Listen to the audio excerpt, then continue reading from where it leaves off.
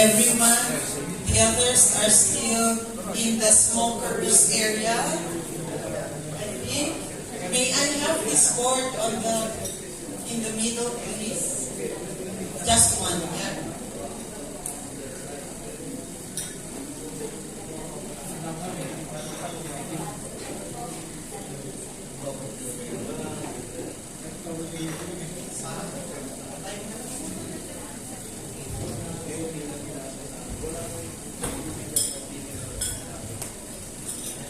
Before we start, I would like to acknowledge the presence of the Chief of Staff of our two House of Representatives members. We have of Honorable Divina Grace Yu and Honorable Jaisal Victoria Yu.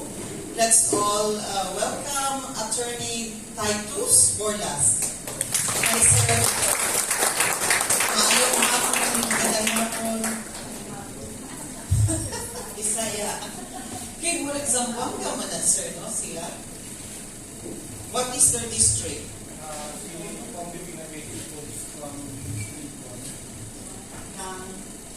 Si Kong Divina Grace po is from District 1 of Samdong del Sur. Tapos yung daughter niya po, si Kong Victoria from District 2 sa Bahala del Sur. Under po kay Kong Victoria. Pidgin Spanish ka. Sa paggenyo.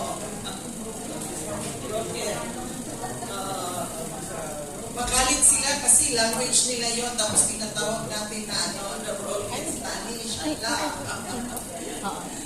Para makita ko. So what were the questions, no? And our resource persons in the morning as well as in the afternoon may respond to these questions. So whether morning or afternoon session ka kung relevant sa iyo, pakisagot lang po. Yung first cluster of questions, ito. In the Philippines, may incidences na po ba na faulty measuring instrument that led to a major economic loss or disaster? Follow-up question, meron na siyang follow-up dito. May incidents na ba in the past where National Metrology Laboratory was blamed for something disastrous? So I will read the related questions na rin, no? Sige. Tama po ba? There is no room for error? Meaning, dapat accurate talaga. Ito yung tanong ko noon sa PTV consultant na si Clement Saletra. Nag-email talaga ako sa kanya. Tapos sinagot din niya ako ng mga napakahaba. Sabi ko sa kanya, what's the difference between measurement accuracy and measurement uncertainty? Bakit yung ginagamit yung uncertainty at hindi accuracy? Tinanong ko siya sa email. So, ano lang difference? So, yun. Sino ang sasagot dito? Yung history of economic loss or disaster dahil sa measurement error. Kung meron na ba yung major daw, major. Kung wala. Pero yung issue din naman na na-blame na ba ang NML dati for something na nagkamali sa measurement. Kasi sa statistics, pwede yung may room for error. Yung margin of error. We at the NML are not aware of Sir, neither daw kami. are not aware of any measurement catastrophe. Wala pa. Sana nga meron eh. Sana nga meron. Kasi magkaroon ng measurement catastrophe that could be traced to us, NML. Palagay ko kinabukasan, pagkado niya din. So while we're not really for that, no?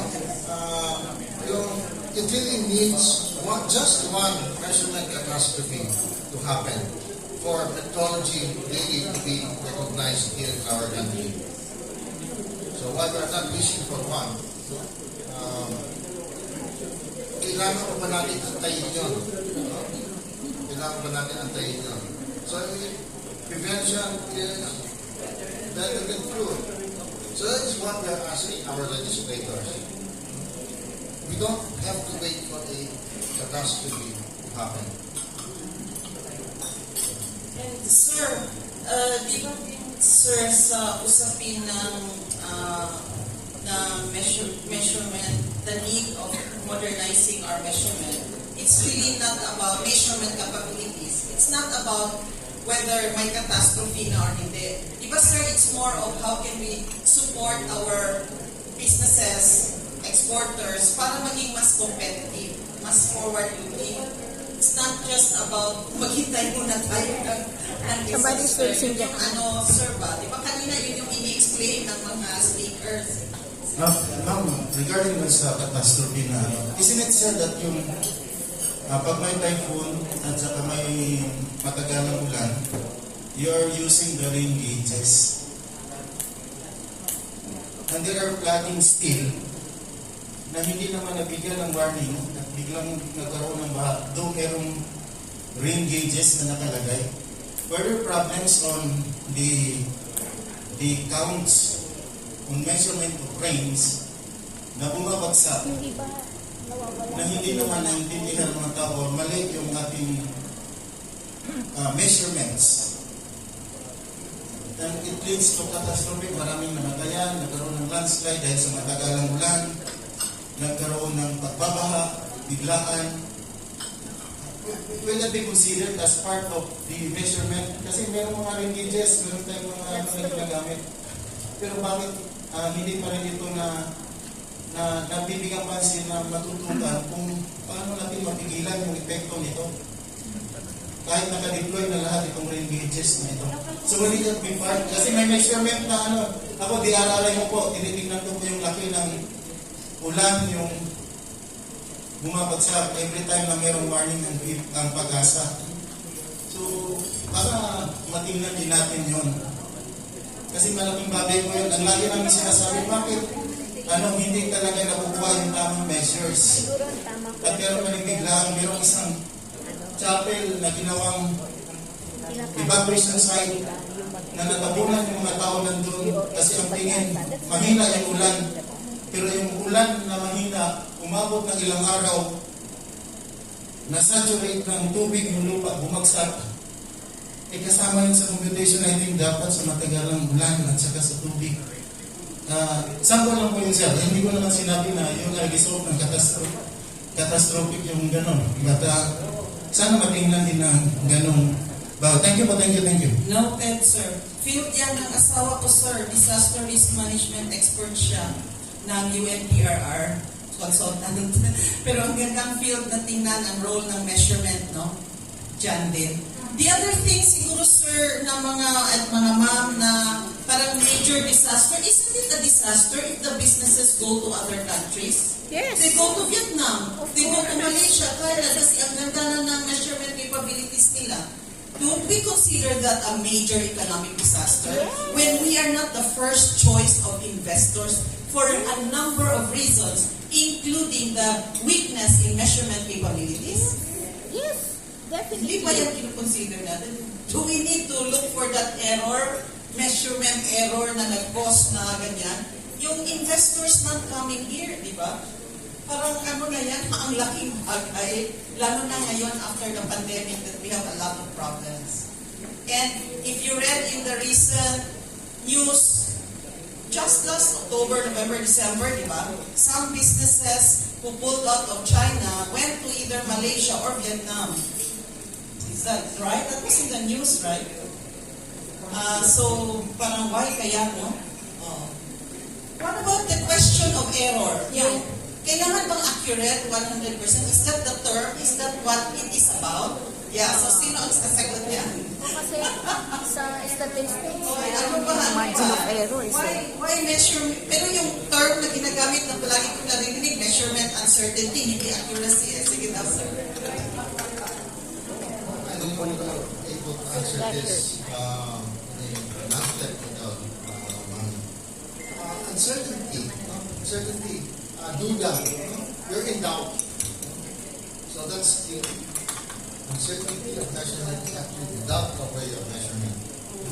no measurement can ever be 100% good. No, there will always be some No uncertainty measurement of can- the measurement result. And it is the job of the metrologist, no, to make this uncertainty small enough to fit your purpose. Like for example, let me ask you, how tall are you? How tall are you? So, is your height dependent on the way you stand? If you stand straight, of course, you have a higher. You stand higher.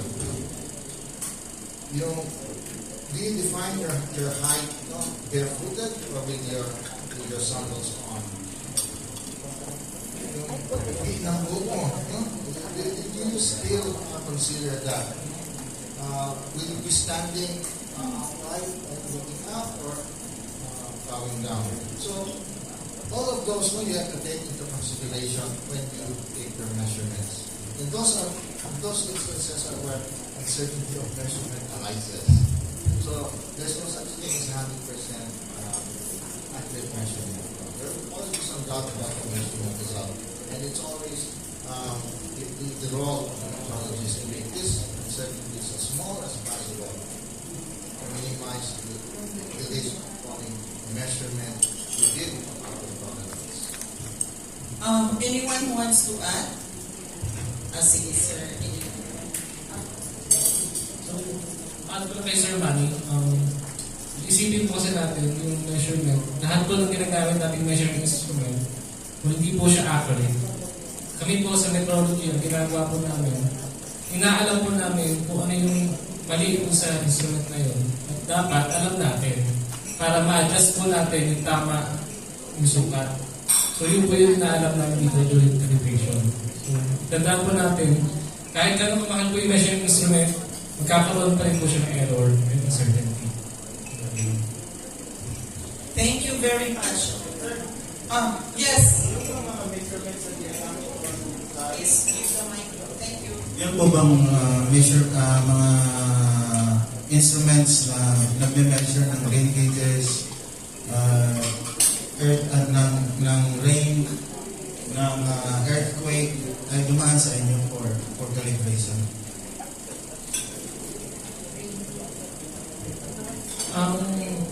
Marami sir, ito po kasi ginagawa ng Pilipinas. So, marami pong binibili na instrument or equipment na napakamahal na galing sa abroad.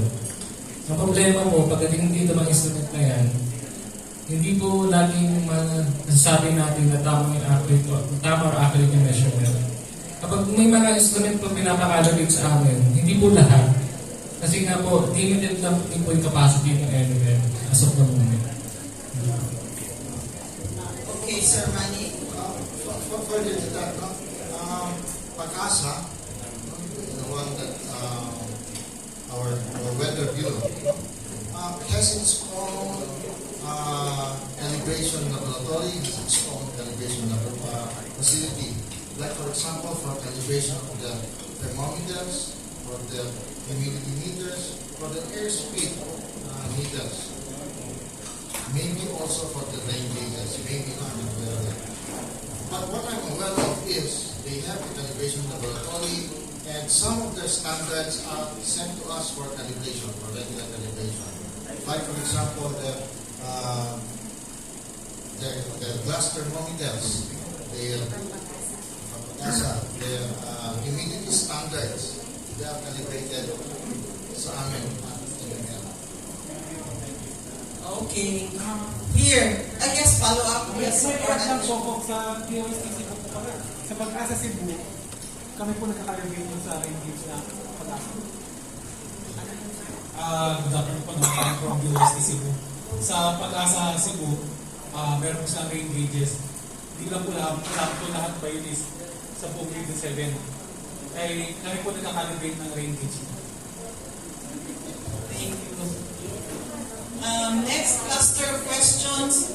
Base sa karanasan, ang pagsunod natin sa World Trade Organization ay lubhang nakaapekto sa local producers natin, lalo na sa agrikultura.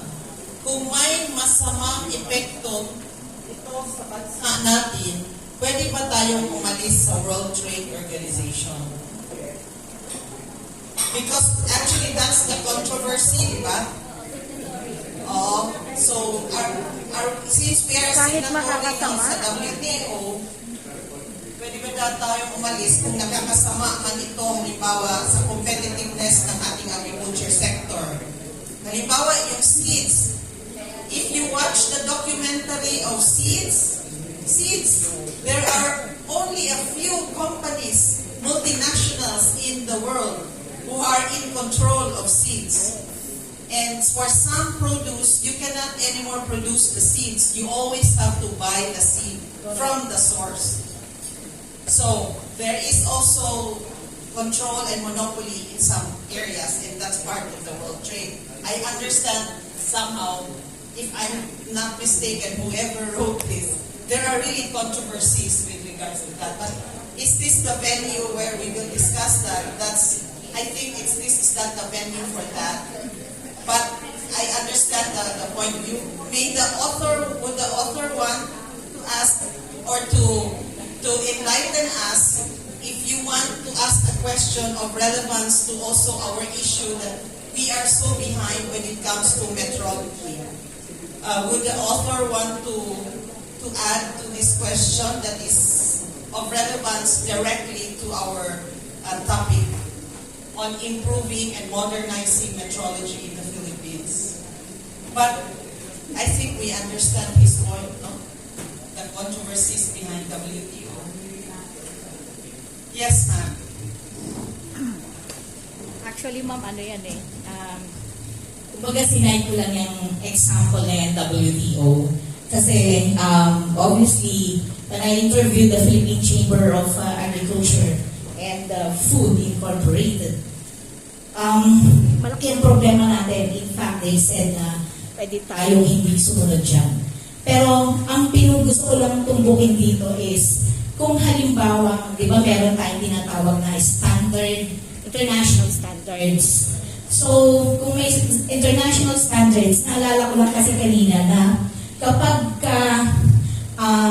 yung standardization is minimum requirement, binanggit kanina po yun, at dun sa minimum requirement, mas maganda kung mas mahusay yung ating standardization policy. So, kung makakagawa tayo ng standardization at mas mahusay ang standardization ng Pilipinas compared to other countries or yung tinatawag international standardization, pwede ba na magkaroon tayo ng boses sa international arena? So maybe dalawa yung point niyan, ma'am, no? If we will follow the international standards, can we also add to that and make it even better? And I think Ma'am Shirley already explained that a while ago. That's the first. And the second is, your second point is what you said, na, ano nga yun, ma'am? Wala mo din sa mic. Yun na po. Sige. Okay. The reason why we are trying to be members, for example, of ISO, IEC, is for us to know what the minimum standards for certain products should be. Now, we can make it better. Alam natin, mas mahusay tayo. we can make it better. But if we make it lower than the international standard, we might have some problems. We might encounter problems if we export that. So, even if it is not mandatory, even if it is voluntary, many of the countries who are members of ISO are using international standards as their de facto standards. So yun po yung problema. That's why ang international standard, dyan ang take-off point. You have to make it better than that. Dyan po ang competition. Kasi kung meron kasing point dito na pwede mong gawin na lang mandatory lahat ng standards, you will stifle innovation. Mahamper ang innovation. Hindi, kasi sa mandatory, yan. Hanggang dyan ka lang, okay ka na. Hindi ka na mapipenalize. Pero kung titingnan mo, whether you can compete, no? Kasi ang mga ibang bansa, mas maganda pa talaga, mas higher and higher than the international standard na ginagawa nila. Hindi sila umaasa lang doon sa international standard. Now, ang advantage with being a member of ISO, for example, nagkakaroon ka ng idea. Kasi ang standard is a product of contributions of different minds and experts. No? Parang inano nila na ito yung pinakamababa dapat.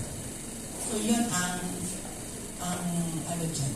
So ma'am, yung mga leaders, world leaders in the production of iPhone, they were not just relying on the minimum standards. That's why they become leaders. So the companies can even go beyond, whatever the EU requires or the US.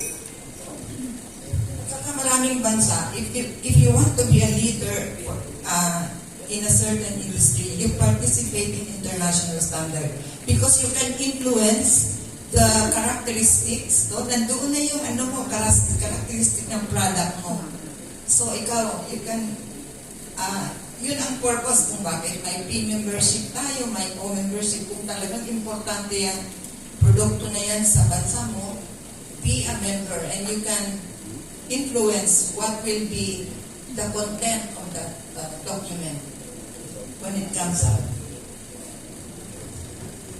Another question, why is it that if you export, there is testing?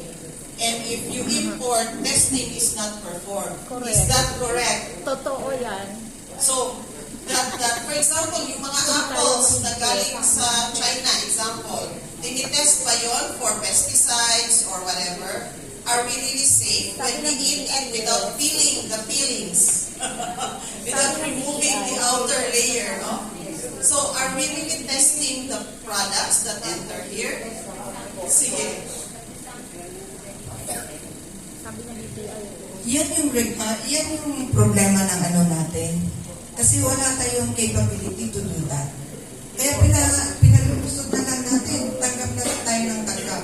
Kasi kung ito-control natin, referring to, meron kasing nangyayari ngayon na if it's already tested by a laboratory in the exporting country, and that laboratory is a member of APLA, nire-recognize na yan ng Pilipinas. Because of, meron tayong MRA, we're members of the MRA.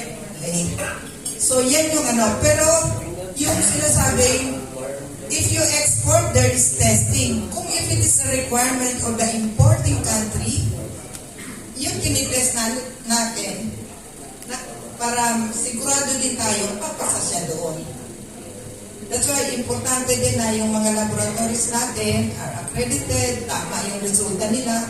So minsan tinitest natin, but that testing hindi naman kailangan hindi kailangan mandatory kung if it is not a requirement of the other country. So just to somehow clarify, because this question has so many points, so the fact is not all product qualities are tested when you export it. That's the fact. So it's not automatic. It really depends on the requirement of the receiving country. No? Okay, the second part of the question is, do we test imported products to the Philippines? Some are tested ba or some are not tested? Is that the fact? That we do test some, but in many cases we don't because we don't have the capability. Is that Capability and capacity. Kasi kung pagkapipila yan sa magre-reklamo yan sa dimurangin. Pagtatagal, hindi ilalabas ng customs.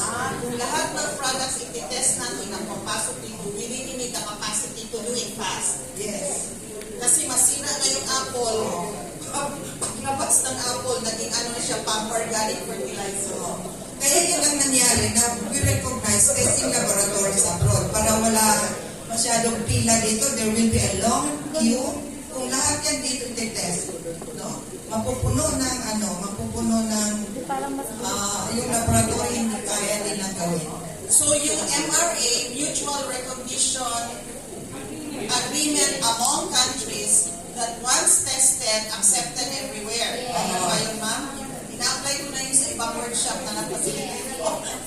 So, pag-recognize yung mga laboratories natin at yung laboratories nila, nire-recognize at may mutual recognition agreement yung mga bansa, nire-recognize natin ang test results na galing sa ibang bansa. Kaya hindi na kailangan i-repeat ito. Pero meron nga tayong mali dyan eh. Kasi ino-audit pa natin yung mga companies abroad. Meron ng MRA, meron ng MLA. Pero pumupunta pa yung mga ano natin. Ngayon, remote audit. There are audits that are conducted abroad na nandito yung auditor natin. Pero certified na yun, pero pini-PS pa natin, ina-ICC pa natin. So may ano yan, actually may duplication. Hindi lang nag-iisip siguro din yung mga countries na yun, pero kung isipin nila, bakit ano na ba ang nagagawa ng MRA at saka MLA membership natin? Although, voluntary yun voluntary yung MRA at saka MLA. Multilateral recognition arrangement.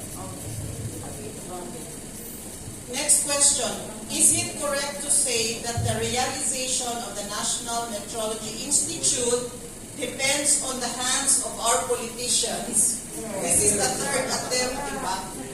Parang on the end, parang automatically, yes, sir. Yes! Obvious ba? Honestly, yes. Pero kung susundin natin yung suggestion ni Director Lita kanina na 2 modes, you get the other one is to get an executive order. Then, that part is not in the politician. Sa executive. Not executive. Pero sir, for sustainability, mas maganda sana kung maging law. Kasi pag umalis na yung president na yun, baka i-repeal ng next executive. Ganun ba yun? Okay, next set of questions. Sabi ninyo po kanina, kayo nga sabi ninyo, wala tayong maliwanag na programa, batas o polisiya sa standardization dahil ang meron lang tayo ay metrology at accreditation. Ang standardization ay minimum requirement, pero mas pag-usayin. Nakita nyo po ba na dapat ang mga industry ay obligado ng sumunod sa standardization at may penalty kung di sinusunod? Baka nasagot na to kanina, no? Oo, nasagot na. Clarify. Standardization. Yes. So, hindi naman siguro sinasabi na meron lang metrology at accreditation pero walang Standardization.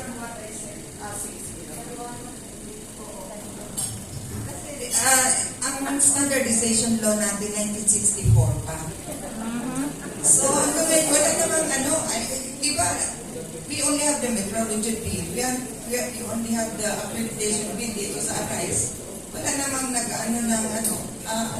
anong revision ang ginagawa dyan. So, 1964, ilang taon na next year?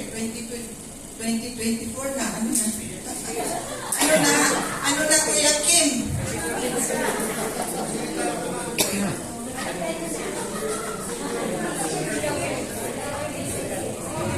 There's a need to revisit the laws. Kasi baka nga, kagaya ng NML, ng Metrology Act natin, napabayaan na, naiwan na ng panahon.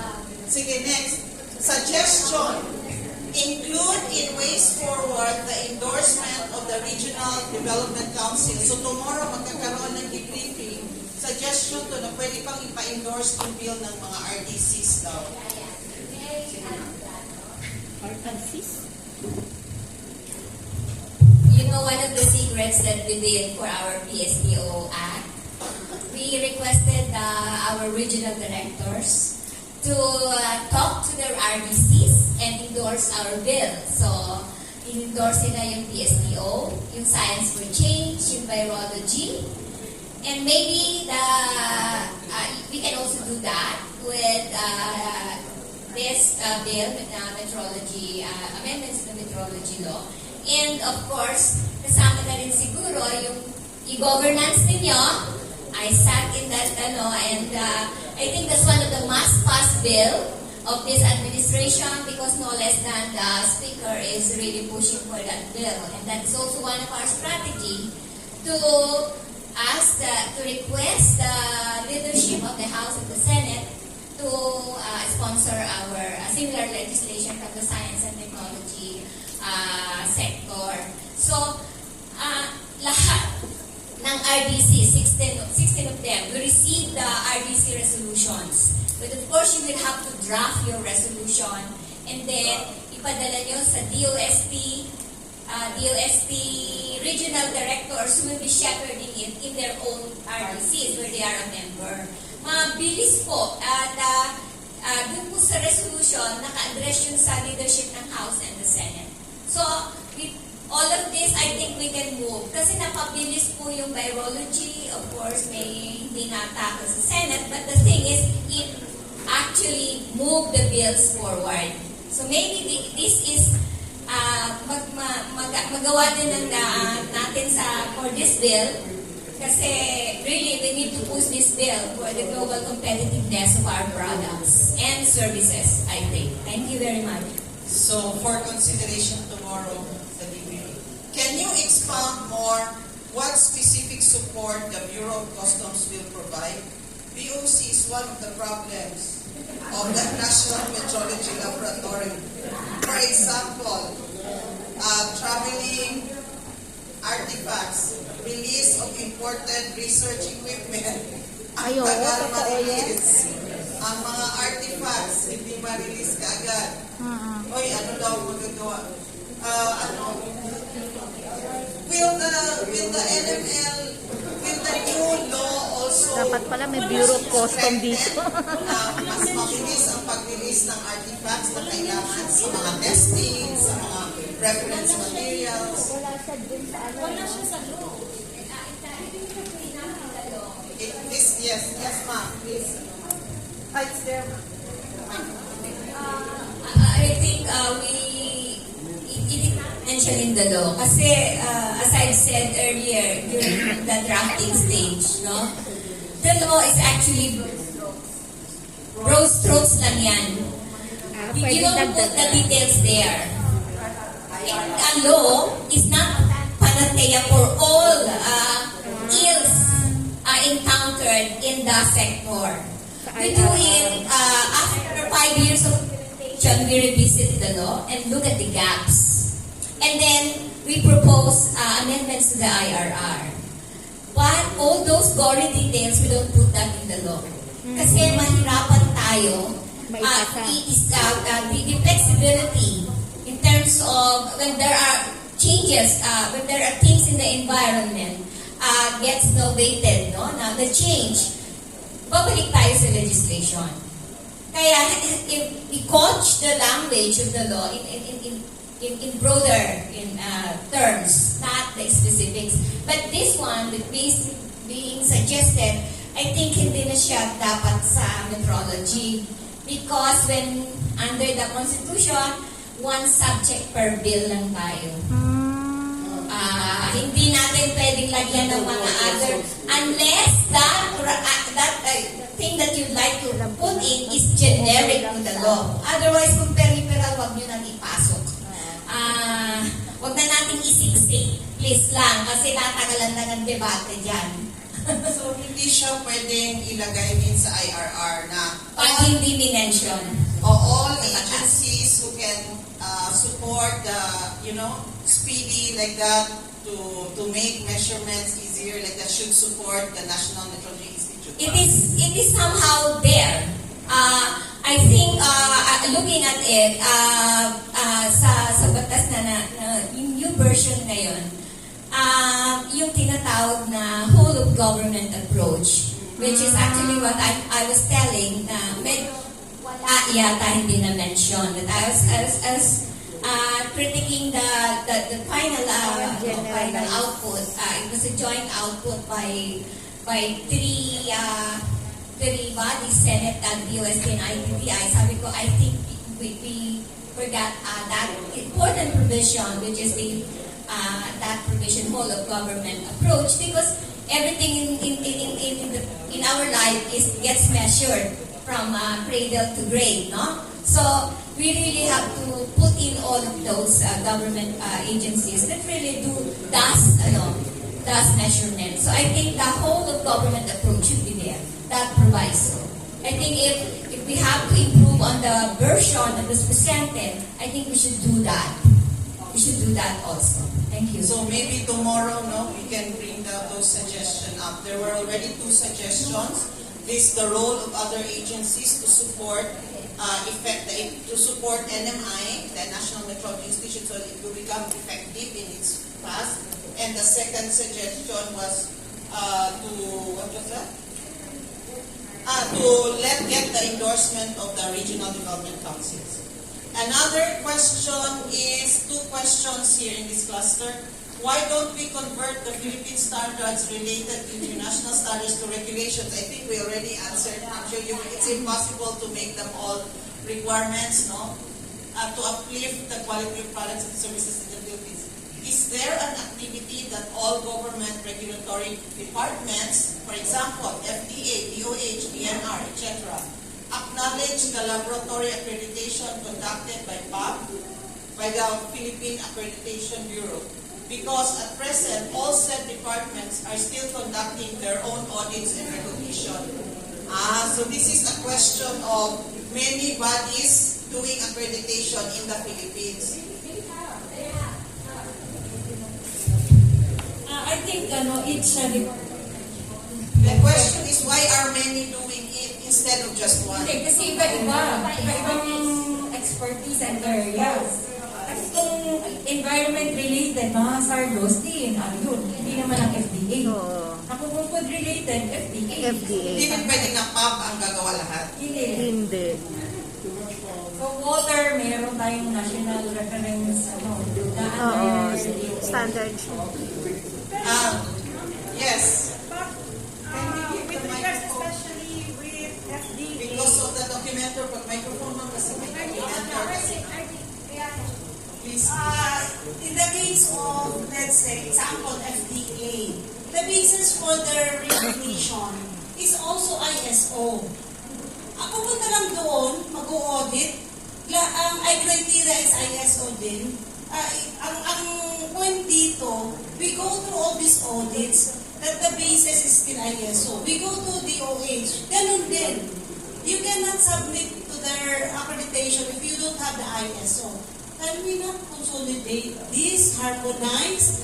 And siguro, ang naiiba lang slide is the DNR because may safety, may pollution, yung mga ganon. But with regards to DOH, as a water testing laboratory, it follows ISO. With regards to the food sa FDA, the same ang criteria, ISO pa rin. So, siguro kasi mas costly maintaining all these audits and going through all these audits for the laboratories. So maybe this is not the body because it's not the topic that we're tackling on, but it's very good that you brought it out also.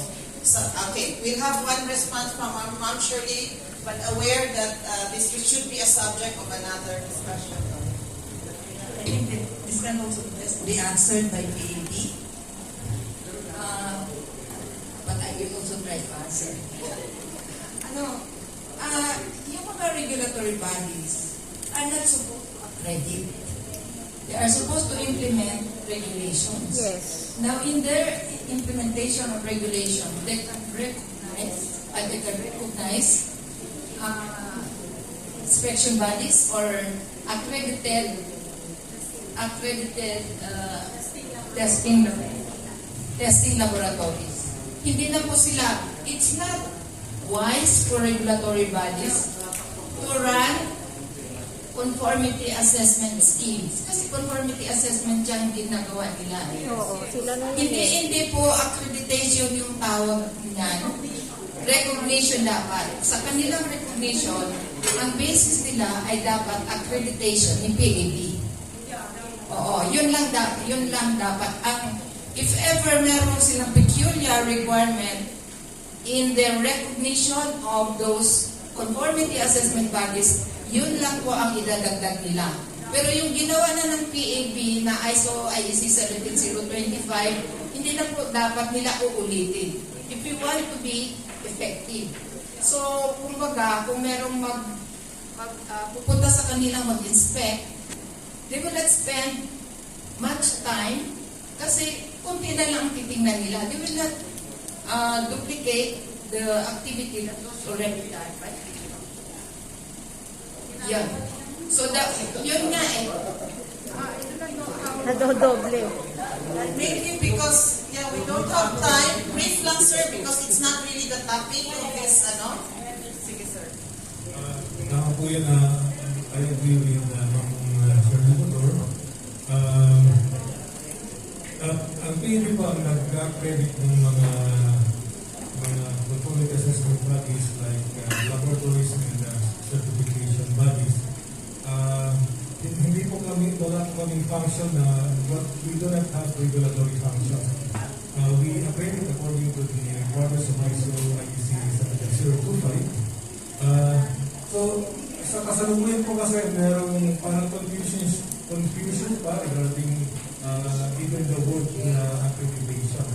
So, yun po, yung iba pong mga agencies, actually yung sinasabi nilang accreditation is actually licensing or recognition. So, kapag ka po umasa na pumalis sa accreditation ng PAB, hindi na siya dapat.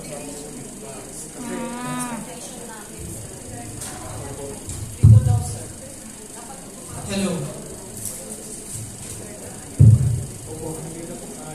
Hindi na po kailangan, hindi na po dapat magkaroon ng duplication pa ng smell. The last two questions are also related to accreditation. We will not have to answer them because we don't have time for this. I'll just read it to honor the author also, his or her contribution. So, one question is PAB accrediting companies for halal? If not, who is doing it? And the second is, any move to rationalize what's this certification of labs? A certification of labs so that PAB will be recognized as the sole body. It's related to the previous question. And DNR, EMD, DOH, and FDA to align with PAB. It's still the same. Bakit maraming gumagawa ng mga function, mga audits, mga certification? Kung same ISO standards lang naman ang ginagamit. One last, this one, I think na-cover na lahat. Wow! Nadagdagan ba ang knowledge natin or ang confusion? Both. Yung pa isa. Lalong ma-confuse. Marami pa tayong kailangan gawin, ma'am. Sige. So, we have here now our last na lang for the day before we have an end of day feedback and a welcome dinner later. Di ba sabi ko kaninang umaga may manifesto na draft muna ang i-present now para lang ma-aware tayo. Then tomorrow, i-revise natin after na mag-deep dive tayo doon sa bill, draft na bill. Kasi alangan naman i-approve nyo na ngayon, hindi nyo pa nga na masinsinan na discuss ang bill, di ba? Pero i-represent na muna ngayon. So, the one who will present our draft bill, can we put the board to the side, please? Pwede pakilagay ng board sa likod. Thank you. Doon lang sir sa kabila kasi matagulan.